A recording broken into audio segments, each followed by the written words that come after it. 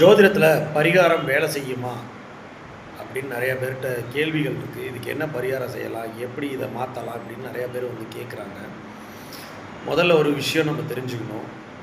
ஜாதகத்தில் இருக்கிற கிரக அமைப்புகளை நம்மளால் மாற்றவே முடியாது. அது அமர்ந்தது தான். பிறக்கும் போது என்ன அமைப்போ அதுதான். இதுக்கு பரிகாரம் நம்மளால் இது வந்து பரிகாரம் செஞ்சால் சரியாகுமா அப்படின்னு இப்படி கேட்குறாங்க. அந்த பரிகாரம் செஞ்சால் சரியாகுங்கிற விதி அவங்க ஜாதகத்தில் இருந்தால் மட்டும்தான் அந்த பரிகாரமே வேலை செய்யும். புரியுதுங்களா?